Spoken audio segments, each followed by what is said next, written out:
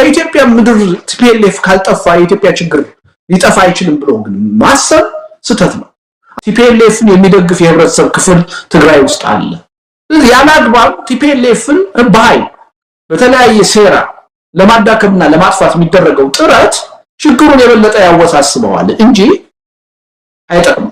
ቲፒኤልኤፍ በትግራይ ህዝብ ውስጥ ያለውን ማህበራዊ መሰረት እንደዚህ በአጭር ጊዜ መንቀል አይቻልም። ኢትዮጵያ ዛሬ በመንግስት ታሪክ በስልጣኔ የጥንት ሀገር ሆና ያለ በድህነት ጭራ ሆና አሁን የምትገኘው በሌላ ምክንያት አይደለም። ከጦርነት አዙሪት መላቀቅ ስላልቻልን ነው። ከእርስ በርስ መገዳደል መላቀቅ ስላልቻልን ነው። ወደ ሰላማዊ የትግል ሂደት መግባት ስላልቻልን እኔ ከዚህ በኋላ ምን ልንማር እንችላለን? እንደው ሌላውን እንተውና ዶክተር አብይ ወደ ስልጣን ከመጡ በኋላ ስንት ጦርነቶች ተጀመሩ? ስንት ጦርነቶች እየተካሄዱ ነው? ምን ውጤት አገኘ? ህዝብ አለቀ። በሚሊዮን የሚቆጠር ህዝብ አልቋል። ምን ጠባለ? ሰላማዊ ትግል ግን በዚህ 6-7 ዓመት የት ነው ያካሄድነው? በሰላማዊ ትግል ስንት ሰው ሞተ? ትነግረኛለህ? በቁጥር አሁን ስንት ሰው ሞተ በሰላማዊ ትግል? ትግል ከአምባገነን ለመገላገል ተካሂዶ ውጤት አምጥቷል። ሰላማዊ ትግል ከዛም አልፎ ከቅኝ ግዛት ሳይቀር ለመገላገል ተካሂዶ ውጤት አምጥቷል። ለህልውናም ጥያቄ ሰላማዊ ትግል ማድረግ ይቻላል። ለህልውና ጥያቄ ሲሆን ሰላማዊ ትግል አይካሄድም ወይም በሰላማዊ ትግል ውጤት ማምጣት አይቻልም የሚል ቲዮሪ የለም። ሰላማዊ ትግል ለማንኛውም አይነት ችግር መካሄድ ይችላል። አንደኛ መነሻ ትክክል አይደለም። ላለብን የህልውና ችግርም ሰላማዊ ትግልን መጠቀም እንችላለን። ይሄ ምንም ጥያቄ ውስጥ የሚገባ ነቃዝናለሁ። በ21ኛው ክፍለ ዘመን አንተ ስለምን ሽር ነው የምታስበው? ሰላማዊ ትግል እጅን አጣምሮ መሞት መገደል አይደለም። ሰላማዊ ትግል ትልቅ መሳሪያ ነው። አምባገነኖችን ማንቀጥቀጥ የሚችል ነው። በወራት አይደለም፣ በሳምንታት አይደለም፣ በቀናት አምባገነኖችን ሲጥል ታይቷል። በኔና በአንተ እድሜ ቅርብ ጊዜ የዛሬ 10 12 13 ዓመት የአረብ ስፕሪንግን አላየህም? 3-4 ለ30 ለ40 ዓመት በስልጣን ላይ የነበሩ አምባገነኖች ሲገረሰሱ አላየህ? ይሄ ተጨባጭ አይደለም። የኢትዮጵያን ተጨባጭ ሁኔታ ነው። 1966 መንግስት የንጉሱ 40 ዓመት በስልጣን ላይ የቆየ የንጉስ ስርዓት በሰላማዊ ትግል ነው የወረደው። ይሄ ተጨባጭ ሆነ ለኔና ላንተ ራሱ ሩቅ ያልሆነ በልጅነታችን የተከሰተ ነገር ነው። ይልቅ አሁን ያለው ትውልድና ዘመን ለሰላማዊ ትግል የበለጠ የቀረበ ነው። ከ2000 በፈረንጅ በአበሻ ከ2002-3 ወይም ደግሞ የአረብ ስፕሪንግ ከተካሄደበት ጊዜ አሁን እንደውም ለሰላማዊ ትግል የተሻለ ነው የቀረበ አመለካከት ነው ያለው። ችግሩ ምን መሰለህ? አንድ ጊዜ አንድን አመለካከት ላለመቀበል ከወሰን የፈለገውን ያህል ሎጂክ የፈለገውን ያህል ማስረጃ መረጃ ባቀርብልህ ልታምን አትችልም። ቅንጅት ከመመስረቱ 2-3 ዓመት ወይም 4 ዓመት በፊት ሲባል የነበረው እንደዛ ነው። ይሄን አምባገነን መንግስት በምንም ተአምር በሰላማዊ ትግል ቻሌንጅ ማድረግ አይቻልም። እናንተ ውርውር የምትሉ የኢዴፓ ሰዎች ይሄን አገዛዝ ዴሞክራት ለማስመሰል ነው የምትታገሉት እያሉ ይተቹን ነበር። እነ ዶክተር ብርሃኑ ይተቹን ነበር። ኋላ ግን 92 ዓመተ ምህረት በተግባር ሰላማዊ ትግል ውስጥ ገብተን ህዝቡን አንቀሳቅሰን ውጤት ማምጣት እንደሚቻል አሳየን። በአዲስ አበባ ከተማ 14 የክልል መቀመጫ በፓርላማ 2 መቀመጫ በ3 ወር ጊዜ ውስጥ ማግኘት ቻለ። ህዝቡ ተነሳሳ። እንዴ ለካ በሰላማዊ ትግል ለውጥ መምጣት ይችላል የሚል ተነሳሽነት አደረበት። ፓርቲዎችም መነቃቃት ጀመሩ። ከዛ 5 ዓመት በኋላ ነው 97 ዓመተ ምህረት ያን ሰላማዊ እንቅስቃሴ አድርገን ህዝቡ በሰላማዊ ትግል በምርጫ ለውጥ እንደሚመጣ ተስፋ አድርጎ ተሳትፎ አድርጎ ነው ከ180 በላይ መቀመጫ ተቃዋሚዎችን ማሸነፍ የቻለው። ከ180 በላይ ወረዳ ነው በምርጫ ነፃ ማውጣት የተቻለው። አዲስ አበባን የመሰለ የአገሪቱን ዋና ከተማ በሚሊዮን የሚቆጠር ህዝብ ያለባትን ነፃ ማውጣት ችለናል፣ ማሸነፍ ችለናል።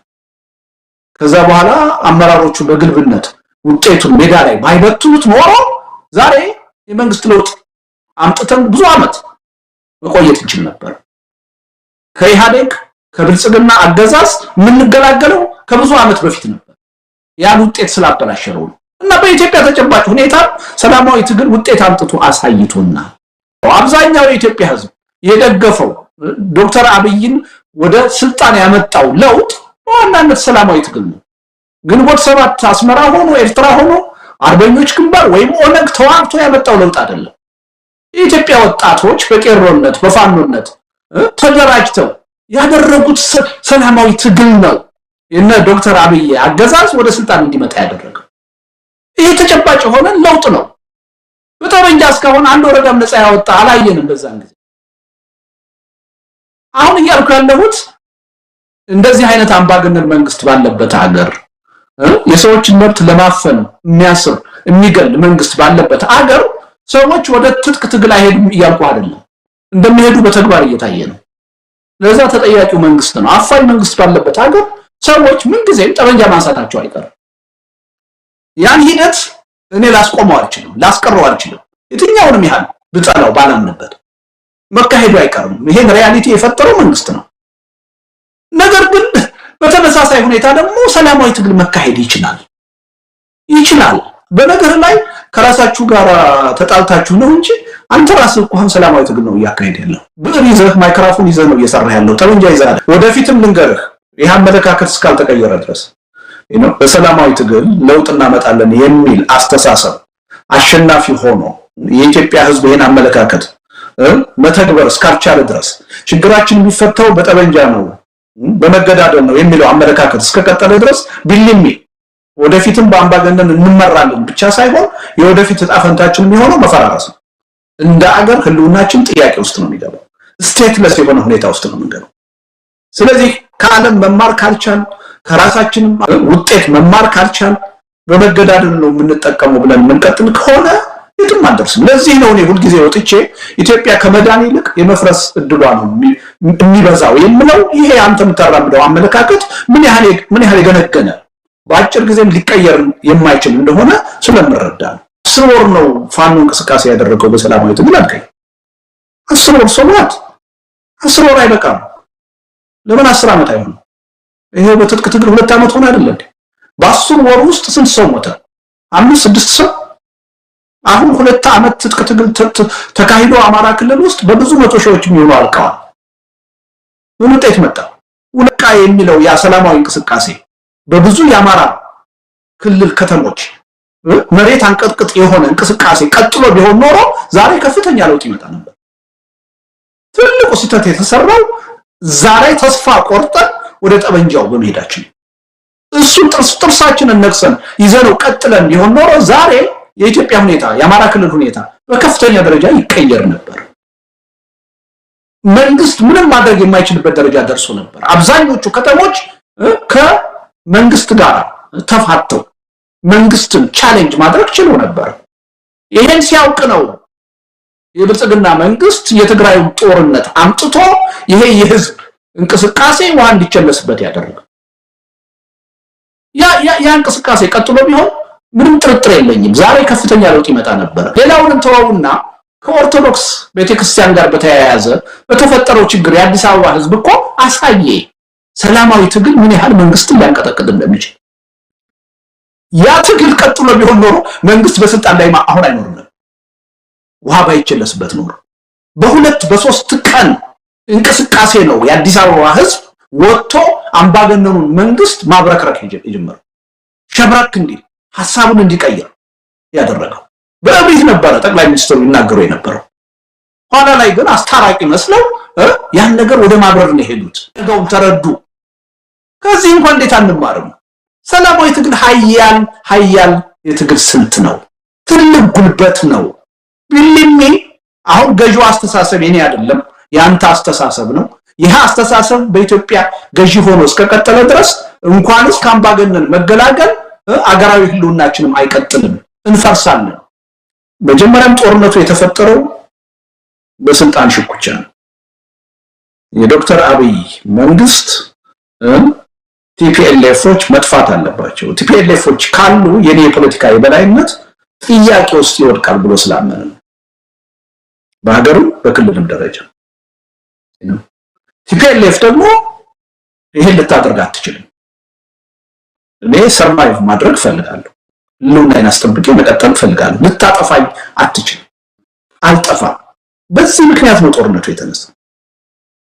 አሁንም የፕሪቶሪያ ስምምነት ከተፈረመ በኋላ ትግራይ ውስጥ እየሆነ ያለው ቀውሱ የተፈጠረው በሌላ ምክንያት አይደለም፣ በዚህ 2 አስተሳሰብ ምክንያት። ይሄ ትግል ቲፒኤልኤፍ ህልውናው እንዳይጠፋ የዶክተር አብይ አገዛዝ ወይም የብልጽግና አገዛዝ ደግሞ የበላይነቱን ለማስጠበቅ ያንን ለማስጠበቅ ደግሞ ቲፒኤልኤፍን ለማዳከምና ለማጥፋት ካለው ፍላጎት በመነጨ የተፈጠረ ችግር የነዚህ ሁለት ኃይሎች የነዚህ ሁለት ቅራኔዎች መገለጫ አሳንሶ የጥቂት ግለሰቦች የስልጣን ሽኩቻ እንደሆነ አድርጎ ማየት ነው ትልቁ ስህተት። ይሄ ግብግብ መጀመሪያ ጦርነቱ የተነሳበት ምክንያት ያለቀቀ ግብግብ ነው። በእነዛ ሁለት ኃይሎች እየተደረገ ያለ ግብግብ ነው። ስለዚህ ይሄን ወስዶ የደብረጽዮንና የጌታቸው የጥቂት ግለሰቦች የአንጃ መፈጠር ጉዳይ አድርጎ ማየት መጀመሪያ ትልቁ ስህተት ነው።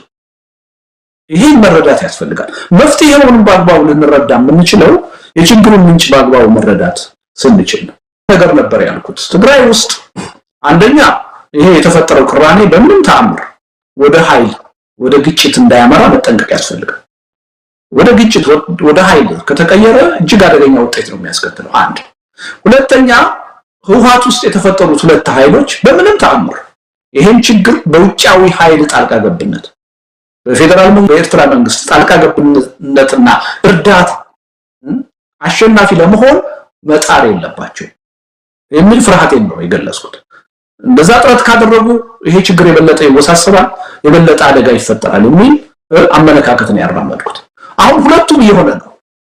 ለምሳሌ በቅራኔው በሐሳብ ልውውጥ በሐሳብ ግጭት ነበር ሲካሄድ የነበር። ሰሞኑን ግን ወደ ኃይል እየተገባ ነው። ሰዎች በዚህ ምክንያት ይብን በጥይት የተመቱበት ሆስፒታል የገቡበት ሁኔታ እየሰማን ነው ሰሞኑን። ስለዚህ ከሐሳብ ግጭት አልፎ ወደ አካላዊ ግጭት ተሸጋገረ ማለት ነው። አንድ ሁለተኛ የና አቶ ጌታቸው ኃይል በፌደራል መንግስቱ ወይም በነ ዶክተር አብይ እርዳታና ጣልቃ ገብነት ችግሩን ለመፍታት እንደሚፈልግ ግልጽ ሆኗል። በእናቶ ጌታቸው በኩል ደግሞ የነደብረጽዮን ወይም በነደብረጽዮን ውስጥ ያለ አንድ ግሩፕ ከኤርትራ መንግስት ጋር ወዳጅነት እንደፈጠረ ይሄን ችግር ከኤርትራ መንግስት ጋር ወይም ከሻቢያ ጋር ተባብሮ ለመፍታት እየፈለገ እንደሆነ አትሊስት በወሬ ደረጃ እየተነገረ ነው። በወሬ ደረጃ ያልኩት ያን ምክንያት አይደለም። ተጨባጭ የሆነ መረጃ አልቀረበም። ህወሓትም የሻቢያ መንግስትም አስተባብረዋል። የናቶ ጌታቸው ግሩፕ ግን ይሄን ችግር በማዕከላዊ መንግስቱ ትብብርና እርዳታ ለመፍታት ለማሸነፍ እየፈለገ እንደሆነ አሁን የአደባባይ ሚስጥር ነው። በግልጽ እየተናገሩ ነው። ፌደራል መንግስቱ ጣልቃ እንዲገባ ጥያቄ አቅርበዋል። ፎርማል አይደለም፣ ፎርማል ነው። ይሄ ምንም የማድበስበስ ጉዳይ እስካልሆነ ድረስ ኦሬዲ ለማሸነፍ የፌደራል መንግስቱን እርዳታ እና እገዛ ይዘን ማሸነፍ አለብን የሚለው አመለካከት በተግባር ታይቷል። ስለዚህ ይሄ በጣም ፈራው የነበረ ሁኔታ ነው አሁን ተከስቷል። ይሄ ጉዳይ በመሰረታዊነት መለወጥ ካልተቻለ ያጣጣ ለትግራይም ይተርፋል፣ ለአጠቃላይ የኢትዮጵያ ሰላምና መረጋጋትም የበለጠ ችግር ሆኖ ጎልቶ የሚወጣበት ሁኔታ ነው የሚኖረው። ስለዚህ አንደኛ ይሄን ቲፒኤልኤፍን ማጥፋት የሚባለውን አጀንዳ አሁንም ማቆም ያስፈልጋል። መጀመሪያም ጦርነት ውስጥ ያላግባብ የተገባው በዚህ ምክንያት ነው። አሁንም ችግር እየተፈጠረ ያለው የፕሪቶሪያውን ስምምነት በተግባር ለማዋል ከመፍጨርጨር ይልቅ አሁንም በተለያዩ መንገዶች ቲፒኤልኤፍን ለማዳከምና ለማጥፋት ነው ጥረት እየተደረገ ያለው። ይሄ የትም አያደርስም። ለትግራይ ህዝብ አይጠቅምም፣ ለኢትዮጵያ የሚጠቅም አይደለም። ተወደደም ተጠላም ቲፒኤልኤፍን የሚደግፍ የህብረተሰብ ክፍል ትግራይ ውስጥ አለ። ዝም ብሎ አይደለም ሰርቫይቭ ያደረገው፣ የራሱ የሆነ ማህበራዊ መሰረት ስላለው ያላግባብ ቲፒኤልኤፍን በኃይል በተለያየ ሴራ ለማዳከምና ለማጥፋት የሚደረገው ጥረት ችግሩን የበለጠ ያወሳስበዋል እንጂ አይጠቅምም።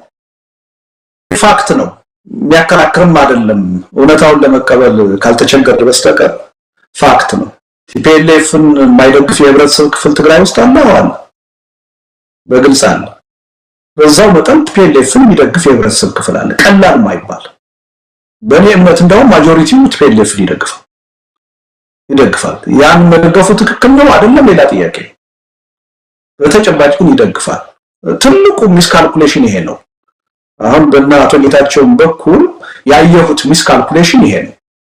በቃ ይሄ ድርጅት በህዝብ ተጠልቷል፣ ከዚህ በኋላ ህዝብ ይዞት ሊቀጥል አይችልም የሚል በጣም የተሳሳተ ግምገማ ነበር። ቲፒኤልኤፍ በትግራይ ህዝብ ውስጥ ያለውን ማህበራዊ መሰረት እንደዚህ በአጭር ጊዜ መንቀል አይቻልም። ይሄን ሪያሊቲ መቀበል ያስፈልጋል። አንድ ያ ባይሆን ኖሮ አሁን በቀላሉ ይሸነፍ ነበር። ትልቁ ችግር ያለው ምን መሰለህ? አንደኛ ቲፒኤልኤፍ አባገሪቱ ችግር ዋናውና ብቸኛው ተጠያቂ ተደርጎ ነው የሚቀርበው። አንዱ ተጠያቂ ነው ቲፒኤልኤፍ። እርግጥ ነው በ27 ዓመቱ ቁልፍ የሆነ ሚና ነበረው፣ የበላይነት ነበረው። ለችግሩ ግን ብቸኛ ተጠያቂ አይደለም። አንዱ ያሳሰብ መሰረታዊ ችግር ቲፒኤልኤፍን ብቻ ተጠያቂ አድርጎ የማየት ነው። በኢትዮጵያ ፖለቲካ 50 ዓመት ኦነግም 50 ዓመት ሆኖታል፣ ኢህአፓም 50 ዓመት ሆኖታል። አሁን ሰርቫይቭ ያደርጋል። ኦህዴድ 30 ዓመት ሆኖታል፣ አልፎታል። ብአዴን 30 ዓመት አልፎታል። ፎርሙን ቀይሮ በብልጽግና አሁን አለ። ደኢህዴግ አለ። የኦጋዴን ነፃ አውጪ ግንባር 40-50 ዓመት አለ። ቲፒኤልኤፍ የተጀመረ አይደለም። ቲፒኤልኤፍን መታገል ያባት ነው። ሁላችንም እየታገልነው ነው። በቃ ከኢትዮጵያ ምድር ቲፒኤልኤፍ ካልጠፋ የኢትዮጵያ ችግር ሊጠፋ አይችልም ብሎ ግን ማሰብ ስህተት ነው። አንደኛ እንደ አይነቱ አስተሳሰብ ቲፒኤልኤፍ ከትግራይ ህዝብ እንዳይነጠል ነው የሚያደርገው። እንደውም ቲፒኤልኤፍ እንዳይዳከምና የበለጠ እንዲጠናከር ነው የሚያደርገው። ለቲፒኤልኤፍ ያለን አመለካከት በዚህ መልኩ የተዛባ ባይሆን ኖሮ የቲፒኤልኤፍን ጉዳይ ለትግራይ ህዝብ ብንተውለት፣ እንደማንኛውም ፓርቲ ብናየውና ለትግራይ ህዝብ ብንተውለት፣ ኦህዴድን አቅፈን ብአዴንን አቅፈን ቲፒኤልኤፍን ብቻ የችግሩን ምንጭ አድርገን እንዲጠቃ ከመፈለግ አስተሳሰብ ወጥተን ቢሆን ኖሮ አሁን ካለው በብዙ ርቀት ቲፒኤልኤፍ ይዳከም ነበር፣ ከትግራይ ህዝብ ይነጠል ነበር። እኛ ነን አድርገን እየሳልን እያቀረብን የትግራይ ህዝብ የበለጠ ሊደግፈው እያደረግን ያለን። ከዚህ አስተሳሰብ እስካልተወጣ ድረስ በምንም ተአምር የትግራይ ህዝብ እና ቲፒኤልኤፍ መነጣጠል አይቻልም። ስለዚህ አሁንም ቢሆን ቲፒኤልኤፍ ማህበራዊ መሰረት አለው። ከሌለው ለምንድን ነው ሰርቫይቭ ያደረገው? እያንዳንዱ የሰራዊት አባል ከትግራይ ቤተሰብ የመጣ ነው፣ ከሌላ ዩኒቨርሲቲ የመጣ አይደለም።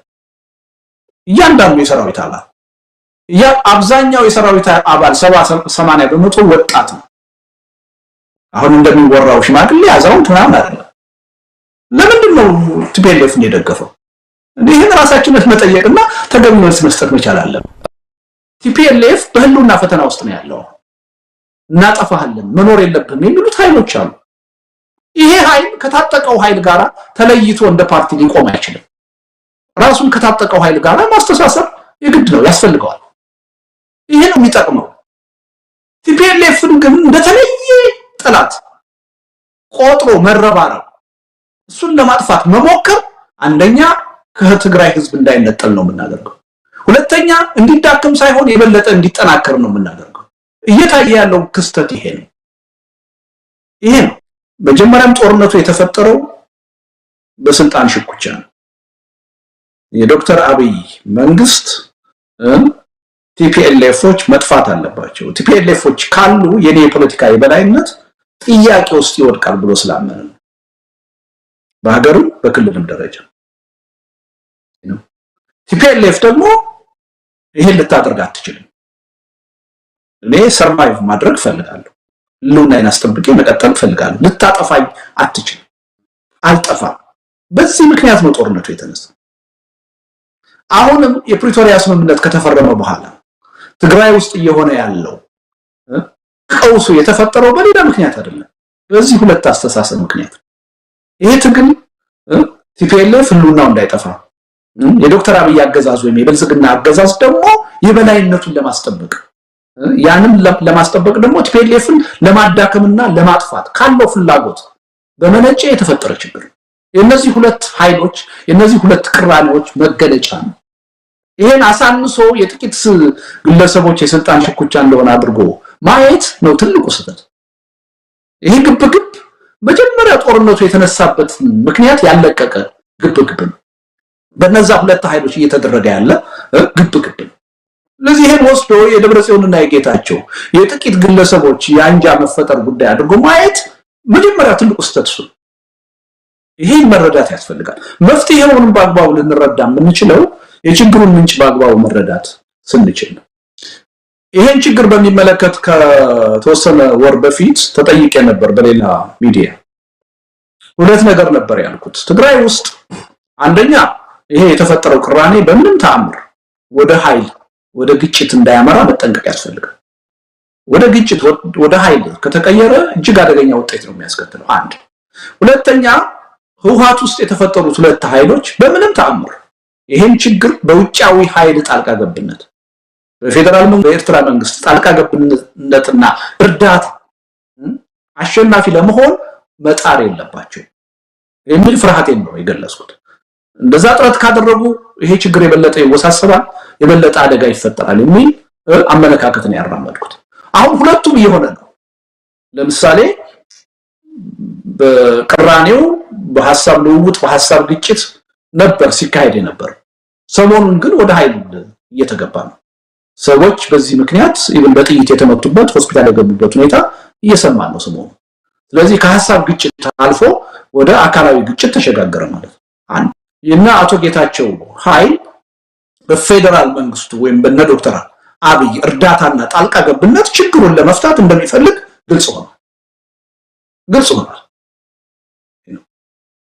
በእናቶ ጌታቸው በኩል ደግሞ የነደብረ ጽዮን ወይም በነደብረ ጽዮን ውስጥ ያለ አንድ ግሩፕ ከኤርትራ መንግስት ጋር ወዳጅነት እንደፈጠረ ይሄን ችግር ከኤርትራ መንግስት ጋር ወይም ከሻቢያ ጋር ተባብሮ ለመፍታት እየፈለገ እንደሆነ አትሊስት በወሬ ደረጃ እየተነገረ ነው። በወሬ ደረጃ ያልኩት ያን ምክንያት አይደለም። ተጨባጭ የሆነ መረጃ አልቀረበም። ህወሓትም የሻቢያ መንግስትም አስተባብረዋል። የናቶ ጌታቸው ግሩፕ ግን ይሄን ችግር በማዕከላዊ መንግስቱ ትብብርና እርዳታ ለመፍታት ለማሸነፍ እየፈለገ እንደሆነ አሁን የአደባባይ ሚስጥር ነው። በግልጽ እየተናገሩ ነው። ፌደራል መንግስቱ ጣልቃ እንዲገባ ጥያቄ አቅርበዋል። ፎርማል አይደለም፣ ፎርማል ነው። ይሄ ምንም የማድረስበስ ጉዳይ እስካልሆነ ድረስ ኦሬዲ ለማሸነፍ የፌደራል መንግስቱን እርዳታ እና እገዛ ይዘን ማሸነፍ አለብን የሚለው አመለካከት በተግባር ታይቷል። ስለዚህ ይሄ በጣም ፈራው የነበረ ሁኔታ ነው አሁን ተከስቷል። ይሄ ጉዳይ በመሰረታዊነት መለወጥ ካልተቻለ ያጣጣ ለትግራይም ይተርፋል፣ ለአጠቃላይ የኢትዮጵያ ሰላምና መረጋጋትን የበለጠ ችግር ሆኖ ጎልቶ የሚወጣበት ሁኔታ ነው የሚኖረው። ስለዚህ አንደኛ ይሄን ቲፒኤልኤፍን ማጥፋት የሚባለውን አጀንዳ አሁንም ማቆም ያስፈልጋል። መጀመሪያም ጦርነት ውስጥ ያላግባብ የተገባው በዚህ ምክንያት ነው። አሁንም ችግር እየተፈጠረ ያለው የፕሪቶሪያውን ስምምነት በተግባር ለማዋል ከመፍጨርጨር ይልቅ አሁንም በተለያዩ መንገዶች ቲፒኤልኤፍን ለማዳከምና ለማጥፋት ነው ጥረት እየተደረገ ያለው። ይሄ የትም አያደርስም። ለትግራይ ህዝብ አይጠቅምም፣ ለኢትዮጵያም የሚጠቅም አይደለም። ተወደደም ተጠላም ቲፒኤልኤፍን የሚደግፍ የህብረተሰብ ክፍል ትግራይ ውስጥ አለ። ዝም ብሎ አይደለም ሰርቫይቭ ያደረገው፣ የራሱ የሆነ ማህበራዊ መሰረት ስላለው። ያላግባብ ቲፒኤልኤፍን በኃይል በተለያየ ሴራ ለማዳከምና ለማጥፋት የሚደረገው ጥረት ችግሩን የበለጠ ያወሳስበዋል እንጂ አይጠቅም ነው። የሚያከራክርም አይደለም። እውነታውን ለመቀበል ካልተቸገረ በስተቀር ፋክት ነው። ቲፒኤልኤፍን የማይደግፍ የህብረተሰብ ክፍል ትግራይ ውስጥ አለ፣ በግልጽ አለ። በዛው መጠን ቲፒኤልኤፍን የሚደግፍ የህብረተሰብ ክፍል አለ፣ ቀላል ማይባል። በእኔ እምነት እንደውም ማጆሪቲው ቲፒኤልኤፍን ይደግፋል። ያን መደገፉ ትክክል ነው አይደለም ሌላ ጥያቄ። በተጨባጭ ግን ይደግፋል። ትልቁ ሚስካልኩሌሽን ይሄ ነው። አሁን በእነ አቶ ጌታቸው በኩል ያየሁት ሚስካልኩሌሽን ይሄ ነው። በቃ ይሄ ድርጅት በህዝብ ተጠልቷል፣ ከዚህ በኋላ ህዝብ ይዞት ሊቀጥል አይችልም የሚል በጣም የተሳሳተ ግምገማ ነበር። ቲፒኤልኤፍ በትግራይ ህዝብ ውስጥ ያለውን ማህበራዊ መሰረት እንደዚህ በአጭር ጊዜ መንቀል አይቻልም። ይሄን ሪያሊቲ መቀበል ያስፈልጋል። አንድ ያ ባይሆን ኖሮ አሁን በቀላሉ ይሸነፍ ነበር። ትልቁ ችግር ያለው ምን መሰለህ? አንደኛ ቲፒኤልኤፍ ወሪቱ ችግር ዋናውና ብቸኛው ተጠያቂ ተደርጎ ነው የሚቀርበው። አንዱ ተጠያቂ ነው ቲፒኤልኤፍ። እርግጥ ነው በ27 ዓመቱ ቁልፍ የሆነ ሚና ነበረው፣ የበላይነት ነበረው። ለችግሩ ግን ብቸኛ ተጠያቂ አይደለም። አንዱ ያሳሰብ መሰረታዊ ችግር ቲፒኤልኤፍን ብቻ ተጠያቂ አድርጎ የማየት ነው። በኢትዮጵያ ፖለቲካ 50 ዓመት ኦነግም 50 ዓመት ሆኖታል፣ ኢህአፓም 50 ዓመት ሆኖታል። አለ አሁን ሰርቫይቭ ያደርጋል። ኦህዴድ 30 ዓመት ሆኖታል፣ አልፎታል። ብአዴን 30 ዓመት አልፎታል። ፎርሙን ቀይሮ በብልጽግና አሁን አለ። ደኢህዴግ አለ። የኦጋዴን ነፃ አውጪ ግንባር 40-50 ዓመት አለ። ቲፒኤልኤፍ የተጀመረ አይደለም። ቲፒኤልኤፍን መታገል ያባት ነው። ሁላችንም እየታገል ነው። በቃ ከኢትዮጵያ ምድር ቲፒኤልኤፍ ካልጠፋ የኢትዮጵያ ችግር ሊጠፋ አይችልም ብሎ ግን ማሰብ ስተት ነው። አንደኛ እንደ አይነቱ አስተሳሰብ ቲፒኤልኤፍ ከትግራይ ህዝብ እንዳይነጠል ነው የሚያደርገው። እንደውም ቲፒኤልኤፍ እንዳይዳከምና የበለጠ እንዲጠናከር ነው የሚያደርገው። እውነቱን ነገር ለቲፒኤልኤፍ ያለና አመለካከት በዚህ መልኩ የተዛባ ባይሆን ኖር የቲፒኤልኤፍን ጉዳይ ለትግራይ ህዝብ ብንተውለት እንደማንኛውም ፓርቲ ብናየውና ለትግራይ ህዝብ ብንተውለት ኦህዴድን አቅፈን ብአዴንን አቅፈን ቲፒኤልኤፍን ብቻ የችግሩ ምንጭ አድርገን እንዲጠቃ ከመፈለግ አስተሳሰብ ወጥተን ቢሆን ኖሮ አሁን ካለው በብዙ ርቀት ቲፒኤልኤፍ ይዳከም ነበር፣ ከትግራይ ህዝብ ይነጠል ነበር። እኛ ነን አድርገን እያቀረብን የትግራይ ህዝብ የበለጠ ሊደግፈው እያደረግን ያለን። ከዚህ አስተሳሰብ እስካልተወጣ ድረስ በምንም ተአምር የትግራይ ህዝብና ቲፒኤልኤፍን መነጣጠል አይቻልም። እየቀነሰ መጥቷል የሚለውን እስማማለሁ፣ ምንም ጥርጥር የለውም። ትግራይ ውስጥ ቲፒኤልኤፍን የሚቃወም ሰላማዊ ሰልፍ እኮ አይተናናቅም። አሁን ቅርብ ጊዜ ተጀመረ። ስለዚህ የተወሰነ የህብረተሰብ ክፍል እየተቃወመው እንደሆነ ከቲፒኤልኤፍ ራሱን እየነጠለ እንደሆነ ምንም ግልጽ እኮ ነው፣ ጥርጥር የለውም። ዲያስፖራም ላይ እንደዛ። ይሄ ማለት ግን በቃ ቲፒኤልኤፍ ማህበር ነው የለም ማለት አይደለም። በኔ ግምገማ አሁንም ጥናት ቢደረግ ቅርብ ጊዜ እኮ ምርጫ ተካሂዷል እኮ ከ4 ዓመት በፊት ቲፒኤልኤፍ አሸንፏል። ተጽዕኖ የሚፈጥር በተጽዕኖ ህብረተሰቡን እየገዛ የነበረ ድርጅት ነው። አዎ ግን በምርጫ አሸንፏል፣ የህዝብ ድጋፍ አግኝቷል። በጦርነቱም ወቅት ህዝብ ደግፎት ነው ከጎኑ የቆመው ምራን ብሎ። አሁን ምን አዲስ ነገር ተፈጠረና ነው በአንድ ጊዜ ያ ማህበራዊ መሰረት የሚናደው ቲፒኤልኤፍን ቻሌንጅ የሚያደርግ ለትግራይ ህዝብ አማራጭ ሆኖ የሚቀር? አሁን ግን እየታገሉ ያሉት ሁሉ አሁን አንተ የምትላቸው ቲፒኤልኤፍን ይጠላሉ የምትላቸው ሁሉ የውሸት ነው።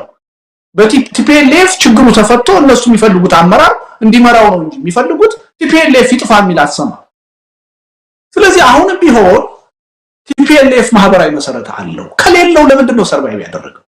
እያንዳንዱ የሰራዊት አባል ከትግራይ ቤተሰብ የመጣ ነው፣ ከሌላ ዩኒቨርሲቲ የመጣ አይደለም። እያንዳንዱ የሰራዊት አባል አብዛኛው የሰራዊት አባል 70-80% ወጣት ነው። አሁን እንደሚወራው ሽማግሌ አዛውንት ምናምን አይደለም። ለምንድን ነው ቲፒኤልኤፍን የደገፈው? ይሄን ራሳችንን መጠየቅና ተገቢ መልስ መስጠት መቻል አለ። እያልን ያለነው ግን ቲፒኤልኤፍ የራሱ ማህበራዊ መሰረት አለው። ይሄ መሀል አገር ያለነው ሰዎች እንደምናወራው አይደለም፣ በተጨባጭ አለው። እና አቶ ጌታቸውም የሰሩት የሂሳብ ስህተት እዚህ ላይ ነው። ሰራዊቱንና ህወሓትንም እንደተለያዩ ሁለት ኤንቲቲዎች መቁጠርም ስህተት ነው። አሁን ባለው የትግራይ ተጨባጭ ሁኔታ ሰራዊቱና ፓርቲው ሊለያይ አይችልም። በህግ የተለያየ መሆን አለበት። አዎ አምናለሁ እኔ። በተግባር ግን ሊሆን አይችልም። ወደፊትም በቀላሉ ሊሆን አይችልም። ነው ልንገር፣ በተጨባጭ ማየት አለብን። ለምን ቅድም ያልኩ የህልውና ችግር አለ። ቲፒኤልኤፍ በህልውና ፈተና ውስጥ ነው ያለው።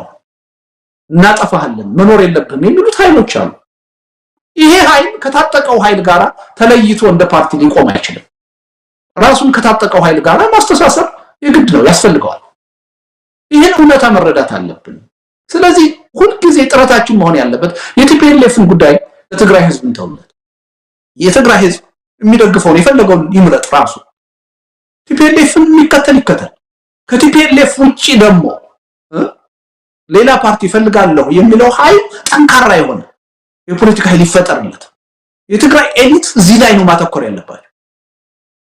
በቲፒኤልኤፍ ውስጥ የሚፈጠርን አንጃ መደገፍ፣ መቃወም፣ መደገፍ ሳይሆን ለትግራይ ህዝብ ተጨባጭ ሆነ ከቲፒኤልኤፍ አማራጭ ሆኖ መቅረብ የሚችል አዲስ ፓርቲ ያቋቁሙለት።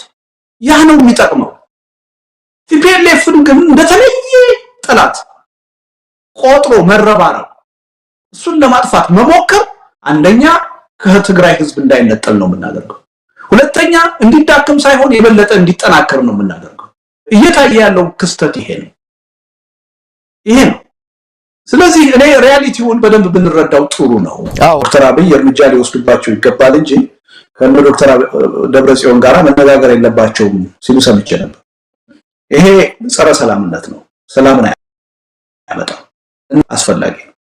በዚህ አምናለሁ ማለት ነው። እና አሁን ለመነጋገር የሚደረገው ጥረት የሚደገፍ ነው። ቅድም ምን ብያለሁ? ቲፒኤልኤፍን ለማጥፋት ለማስወገድ አይደለም ጥረት መደረግ ያለበት። ከቲፒኤልኤፍም ጋር ቢሆን ተነጋግሮ ችግሩን በውይይት በድርድር ለመፍታት ነው መሞከር ያለበት።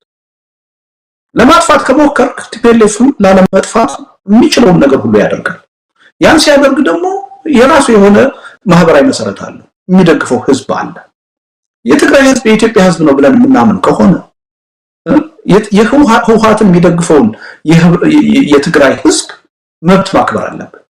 እኛ አይደለንም የምንወስንለት። አሁን አንተ በሙሉ ልብነት ነው ቲፒኤልኤፍ መጥፋት አለበት ብለህ የምትናገር። ትግራይ ነው እያስተዳደረ ያለው አሁን ቲፒኤልኤፍ፣ ኢትዮጵያን አይደለም እያስተዳደረ ያለው። በዋናነት ይሄ ጉዳይ መወሰን ያለበት በትግራይ ህዝብ ነው። አንተ ዋሽንግተን ዲሲ ተቀምጠህ ልትወስንለት አትችልም። ልወስንልህ ስትል ነው የትግራይ ህዝብ 27 ዓመት የገዛህ ቲፒኤልኤፍ ብቻ አይደለም። ኦህዴድም ገዝቶሃል፣ ብአዴንም ገዝቶሃል፣ ኢህዴግም ገዝቶሃል። እሱ እኮ ነው የሚያሳዝነው። የበለጠ ተጠያቂ የሚሆኑት እነሱ ናቸው እንደውም ከቲፒኤልኤፍ በላይ። ቲፒኤልኤፍማ ለሚያምንበት ለራሱ የፖለቲካ የበላይነት ነው ያን ያደረገው። እነ ብአዴን እነ ኦህዴድ ግን ተላላኪ ሆነው ነው ለማያምኑበት ነገር ነው ህዝባቸውን ሲገዙ የነበረው ሲጨቁኑ የነበረው። ይሄ ከተጠያቂነት ከኃላፊነት ነፃ ሊያደርጋቸው አይችልም እንደውም። ስለዚህ እነሱን አቅፈህ ይዘህ ቲፒኤልኤፍ ብቻ ከምድረገጽ መጥፋት አለበት የሚል ፖለቲካ ማራመድ የት ያደርሳል? ዘረኝነት እኮ ነው የሚሆነው። ሆ ብሎ ወጥቶ ብአዴንን ደግፎ ኦህዴድን ደግፎ እነሱን እንደ ሙሴ እንዳሻጋሪ እየቆጠሩ ቲፒኤልኤፍ ከምድረገጽ ይጥፋ ማለት የት ያደርሳል? ኦሮ አማራ የሚባል ጥምረት ተፈጥሮ ህዝቡ እሱን ደግፎ ነው እንቅስቃሴ የተደረገው። እነዛ ሰዎች የኢህአዴግ አባል ሆነው ይኖሩ ናቸው። የፈረሰ መንግስትም የለም። ከውስጣቸው ቲፒኤልኤፍን ቀነሱ እንጂ የፈረሰ መንግስት የለም። ያው መንግስት ነው፣ የ27 ዓመቱ መንግስት ነው የቀጠለው። ግን ትልቁ ችግራችን ያለው በተለየ ሁኔታ የምናየው ቲፒኤልኤፍን ስለሆነ ሌሎቹን ማየትም ረሳ። ለዛ ነው ትግሉ የተጠለፈው የትም ያልደረሰው። ኖ ይሄ መንግስት 27 ዓመት የነበረ መንግስት ነው። ቲፒኤልኤፍ ብቻ አይደለም ተጠያቂው፣ ቲፒኤልኤፍ ብቻ አይደለም የችግሩ አካል፣ እነዚህም የችግሩ አካል ናቸው። እነሱ ሊያሻግሩን አይችሉም። አዲስ የሽግግር መንግስት መቋቋም አለበት፣ አዲስ የሽግግር ሂደት መፈጠር አለበት ብለን ቢሆን ኖሮ ይሄ ሁሉ ችግር አይመጣም ነበር። ያን ነው ስህተት የሰራነው። አሁንም ተመሳሳይ ስህተት ነው እየሰራን ያለነው። ቅድም ምን ብያለሁ? ትግራይ ውስጥ አሁን ያለው ሽኩቻ የግለሰቦች ሽኩቻ አይደለም፣ በብልጽግና ፓርቲና በቲፒኤልኤፍ መካከል ያለ ሽኩቻ ነው። አሁንም እያደላን ያለነው ለብልጽግና ነው። አውቀንም ይሁን ሳናውቅ እያደላን ያለነው ለብልጽግና ነው። ለምን? ቲፒኤልኤፍ በዚህ ሂደት መጥፋት አለበት እያለ ይሄን ስንል እያራመርን ያለነው የብልጽግናን አጀንዳ ነው። ይሄን መረዳት አለብን። በስልጣን ላይ ያለውና እየገዛን ያለው አሁን ቲፒኤልኤፍ አይደለም ብልጽግና ነው። እኛም በዚህ ሽኩቻ እያደላን ያለነው ለማን ነው? ለብልጽግና ነው። ይሄ ትክክል አይደለም። ዞሮ ዞሮ ንግግር ብለኛል ቅድም፣ መፍትሄው እሱ ነው። ቲፒኤልኤፍን ለማጥፋት መጣር አይደለም። ስለዚህ ወደ ቀልባቸው መለስ ብለው እነ ዶክተር አብይ ከቲፒኤልኤፍ ጋር ቲፒኤልኤፍን ማጥፋት አንችልም፣ አይገባም። ስለዚህ ከሱም ጋር ቢሆን ተነጋግረን ችግራችን መፍታት አለብን ብለው ካመኑ እሰይ። ከልባቸው ያምናሉ ወይ? የራሴ ጥርጣሬ አለ። ቅድም ነግሬሃለሁ። ቲፒኤልኤፍ ካልጠፋ በስተቀር የፖለቲካ ስልጣናችን አይረጋም ብለው የሚያስቡ ሰዎች ናቸው። እንቅልፍ የማይተኙ ሰዎች ናቸው። ስለዚህ ለጊዜውም ቢሆን ሰላም ለመፍጠር ይሄ ነገር ያስፈልገናል ብለው ካመኑ እሰየው ነው ብለው መነጋገራቸውን እደግፋለሁ። በዚህ መንገድ ነው ትንሽም ቢሆን የለውጥ ተስፋ መምጣት የሚችለው፣ የሰላም ተስፋ መምጣት የሚችለው። አጠፋለሁ እናጠፋቸዋለን በሚል የትም ፈቀቅ ማለት አይቻልም። የኢትዮጵያ ፖለቲካም የትም አይደርስም። ትግሉ ሁልጊዜ ሆሪዞንታል እንዲሆን የጎንዮሽ እንዲሆን አገዛዙ ለመከፋፈል የሚጠቀምበት መሳሪያ መሬት ላይ እንዲሰራ እያደረግን ያለ ነው እኛ ነን።